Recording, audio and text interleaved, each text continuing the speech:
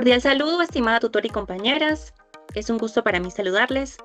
Hoy vamos a relacionar y compartir esos hallazgos que encontramos en la revisión bibliográfica que hicimos, realizada pues en el marco de la investigación que hemos venido desarrollando a lo largo del curso, que son precisamente esas barreras de acceso y accesibilidad en los recursos académicos virtuales de la UNAD para los estudiantes con autismo. Específicamente durante el periodo 1604 del 2025 estamos haciendo el estudio de un caso con un estudiante de autismo que necesita acompañamiento. Yo como monitora académica de la UNAD le he venido realizando acompañamientos. En este espacio nos encontramos dispuestas al ejercicio Jennifer Isabel Ayala, María Fernanda Pinzón y quien les habla, Cristal Andrea Lindarte. Esta revisión la hice a partir de 5 artículos científicos que abordan precisamente la inclusión educativa y el acceso digital que tienen los estudiantes y sobre todo también esas estrategias pedagógicas desde el modelo social de la discapacidad y también a su vez el diseño universal para el aprendizaje conocido como DUA. Entonces, en primer lugar, desde una perspectiva ya teórica, para hacer referentes y empalmes teóricos, Palacios en el 2008 nos habla precisamente del modelo social de la discapacidad, el cual sostiene que las limitaciones no provienen quizá de la persona, sino de las barreras de ese entorno. Quizá la persona sí tiene ese conocimiento, pero el entorno no le permite acceder de manera satisfactoria a la educación.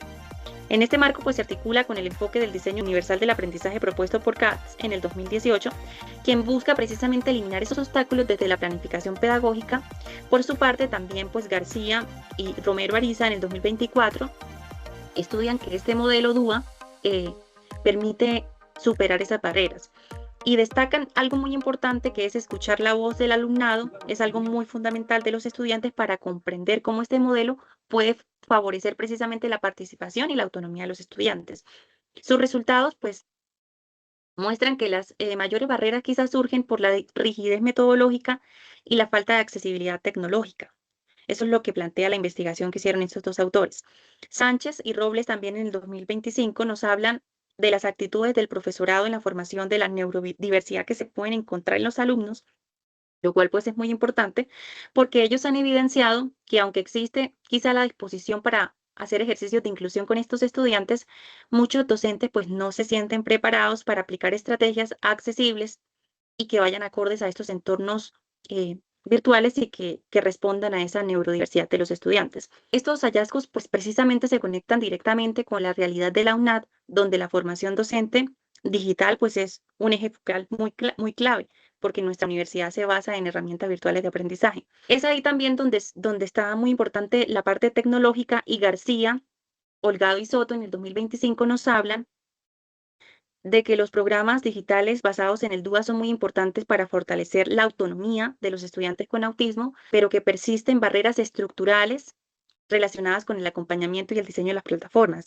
Es decir, en la teoría todo suena muy bien, pero en la práctica hay una dificultad muy grande. Finalmente, también pues Crespo y Rivera en el 2024 y también Aceves, Balboa y Moscoso profundizan en la experiencia universitaria de los jóvenes con autismo, donde identifican obstáculos institucionales, pedagógicos y sociales que limitan esa participación plena. Ambos coinciden en que las políticas inclusivas deben materializarse a acciones concretas con apoyo y orientación, no solo quedarse en la práctica, para que pues, exista una comprensión del estudiante y un desarrollo en su proceso formativo de manera satisfactoria, donde se hagan ajustes razonables y donde se haga un acompañamiento focalizado acorde a sus necesidades y a su condición específica.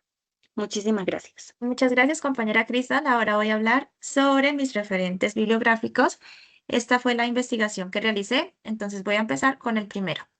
El primero es Peterson, Bloom y Hosvik del 2022, en donde según Peterson, Bloom y Hosvik, investigadoras especializadas en inclusión educativa, su revisión sistemática identifica las estrategias más efectivas que actualmente se utilizan en colegios para garantizar una educación inclusiva real para estudiantes con TEA.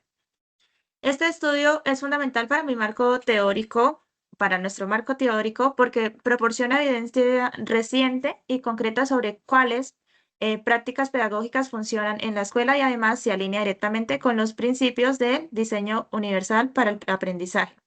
En segundo lugar, tengo a Baker et al. Del 2023, en donde Baker y su equipo, desde un enfoque predictivo en educación superior, analizan qué factores determinan el éxito académico de estudiantes con TEA. Su aporte es clave para nuestra investigación porque introduce la idea de que la inclusión no se trata solo de acceso, sino de acompañamiento real, como mencionaba la compañera Crystal, tutorías y apoyos institucionales. Este referente fortalece este marco teórico al vincular inclusión con permanencia y rendimiento académico. En tercer lugar, tenemos a Parsons, Julie y Brosnan del 2021, en donde Parsons y sus colegas son referentes en el uso de realidad virtual para el desarrollo de habilidades sociales en estudiantes autistas. Su estudio demuestra que tecnologías inmersivas, bien guiadas por docentes, pueden mejorar la interacción social dentro del aula. Incluyo este referente en el marco teórico porque introduce una perspectiva innovadora, donde la tecnología no es un entretenimiento, sino es una mediadora pedagógica. En el cuarto lugar, cuarto referente, tengo a Nike, Matt Kinsick y Souders del 2022, en donde Nike y su equipo investigan el uso de la realidad aumentada para enseñar rutinas escolares a estudiantes con TEA. Y su propuesta muestra que estas herramientas favorecen la autonomía y reducen la ansiedad en contextos reales del aula. Es relevante para nuestro marco teórico porque aporta evidencia práctica sobre cómo la tecnología puede apoyar la autorregulación y la participación escolar. Y por último, tenemos a Greensap, Martin y Nadel del 2023, en donde este equipo de expertos en tecnología educativa e inteligencia artificial proponen sistemas de aprendizaje adaptivo que personalizan automáticamente los contenidos según las necesidades del estudiante autista. Este estudio debe estar o debería estar en nuestro marco teórico porque conecta directamente con el principio de personalización y muestra cómo la inteligencia artificial puede facilitar la inclusión efectiva sin reemplazar al docente. Listo, eso es todo. Muchas gracias. Ok, muchas gracias, Jennifer. A continuación, buenas noches. Mi nombre es María Fernanda Pinzón. Voy a compartir los hallazgos principales de mi análisis bibliográfico. Primero encontramos a Barrera y Molinet, en donde realizan un estudio cualitativo con entrevistas a estudiantes universitarios con autismo en España. Aquí en los resultados se percibe que los estudiantes perciben el diseño universal para el aprendizaje como una estrategia que mejora su participación y comprensión cuando los docentes ofrecen materiales diversos, instrucciones claras y diferentes formas de evaluación. Aquí también hace como un énfasis en que siguen existiendo barreras comunicativas y sobre todo actitudinales, como la falta de empatía docente o también desconocimiento sobre el autismo, ¿cierto? Entonces acá como que hace hincapié en que el DUA es una herramienta fundamental y eficaz además para avanzar hacia la inclusión, pero también hay un requerimiento en un cambio cultural, institucional, además de formación docente de acuerdo con este tema. También encontramos a Davis y Wagner 2024, su artículo Agro Transition is Just Key.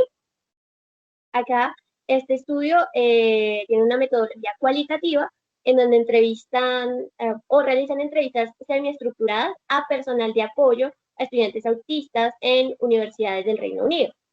Aquí se identifica que el éxito para una buena transición universitaria depende de una red depende de lo que ellos denominan una red ecológica de apoyo. Esto significa que hay que tener comunicación entre profesores, tutores, familias y servicios de apoyo para una correcta transición universitaria. Entonces, la falta de, como lo que propones también, es que la falta de coordinación entre estos actores es lo que llega a generar barreras emocionales y académicas que dificultan, ¿sí?, la adaptación de los estudiantes. Así, entonces, se propone en este estudio el Transition Ecology Framework, en donde, basado en esta teoría ecológica de Brenner, como un modelo para analizar las transiciones educativas de forma integral. El tercer paper que encontramos pertenece a Álvarez y López en el 2023, cual se llama Inclusión Educativa Universitaria. Este es un caso de estudiantes con trastorno con TEA. En este se realiza una metodología con un enfoque cuantitativo descriptivo, donde se aplican encuestas a estudiantes con autismo en una universidad pública mexicana. En este se observa que la institución presenta procesos de ingreso equitativos, sin embargo, existen pocas acciones visibles de acompañamiento durante la permanencia, especialmente en la comunicación con docentes. Este es el aspecto que más se dificulta. Entonces se hace un especial énfasis en la necesidad de una difusión de políticas inclusivas, de capacitación docente, de estrategias comunicativas, además que fortalezcan la permanencia de los estudiantes con TEA. Como cuarto referente encontramos a Paz Maldonado Calvo y Silva Peña en el 2024, en donde presentan perspectiva del alumnado con discapacidad sobre barreras y facilitadores para inclusión universitaria. Aquí se realiza una revisión sistemática de artículos publicados entre el 2018 y el 2023 sobre inclusión universitaria de personas con discapacidad. Aquí también se incluye personas dentro del espectro autista. Y se identifican 3 tipos de barreras. Primero, las institucionales, ¿cierto? Por falta de políticas claras. Segundo, pedagógicas, por metodologías muy rígidas. Y tercero, tecnológicas, por falta de accesibilidad digital, en donde se reafirma la importancia del modelo social de la discapacidad como una base teórica, proponiendo así fortalecer programas institucionales de apoyo con un enfoque inclusivo y de derechos humanos. Y por último encontramos a Toro Caranza y a Baroa Godoy en el 2025. Aquí nos habla sobre la experiencia de estudiantes autistas en programas de inclusión educativa. Ellos trabajan con una metodología cualitativa mediante focus groups con estudiantes que reportaron necesidades educativas especiales. Aquí se evidencian de nuevo barreras de accesibilidad en plataformas virtuales, materiales poco adaptados, falta de acompañamiento en los procesos de diagnóstico y de nivelación, sobre todo. Sin embargo, es notorio que en los programas inclusivos con docentes sensibilizados se favorece la confianza y además la permanencia de los estudiantes en los programas. Así entonces se recomienda, se hace la recomendación de fortalecer los apoyos digitales y promover la formación docente en autismo, además de incluir el diseño universal de aprendizaje, diseñar materiales más accesibles desde el inicio del proceso universitario, pero no únicamente en esta fase, sino durante todo el proceso, para así mantener como ese acompañamiento durante todo el proceso. Muchísimas gracias. Sigue la compañera Jessica. Hola, buenas noches para todos. En cuanto a mi análisis bibliométrico que realicé sobre la inclusión y la atención educativa de jóvenes universitarios con trastorno del espectro autista, pude entender que el principal hallazgo fue identificar las estrategias psicopedagógicas, emocionales y de acompañamiento que las universidades pueden implementar para promover una educación inclusiva. Como primer autor tengo a Salazar, Santamar y Gómez con una estrategia psicopedagógica e inclusiva para estudiantes con trastorno del espectro autista. Esto nos quiere decir que la inclusión universitaria de estudiantes con un curricular y el acompañamiento docente requieren estrategias psicopedagógicas que sean adaptadas para este tipo de estudiantes, centradas también en la flexibilidad y pues en un buen acompañamiento por parte de los docentes. Asimismo, en cuanto al segundo referente bibliográfico, tengo a Villáceres, Bastidas, también con una estrategia también como alternativa de autorregulación emocional en estudiantes universitarios, también con el espectro autista. Este fue un documento sacado del 2025 en el cual destacan que las estrategias psicoeducativas enfocadas en la autorregulación emocional fortalecen la adaptación académica y reducen la ansiedad en contextos universitarios. Como terceros autores, se puede decir así como referencia bibliográfica, tengo a Martínez Álvarez, Martínez López, con una propuesta de inclusión educativa universitaria, un caso con estudiantes del trastorno autista también. Ellos aquí evidencian que la falta de sensibilización institucional y la escasa formación del profesorado pues sigue siendo una de las principales barreras que obviamente impiden que se dé de buena manera el ámbito de la inclusión. Como cuarto referente bibliográfico tengo a Gómez con un documento sacado del 2025 que habla sobre la tutoría sombra en estudiantes universitarios con autismo. Esto es una propuesta para el decremento del comportamiento suicida del espacio del espectro autista. Este es uno de los que más me llamó la atención porque pues es como una tutoría personalizada para cada estudiante. Sin embargo, pues se supone que esto es una de las barreras que de pronto enfrentan cada estudiante de pronto las instituciones, porque es difícil bastante de pronto tener un solo tutor para de pronto casos especiales.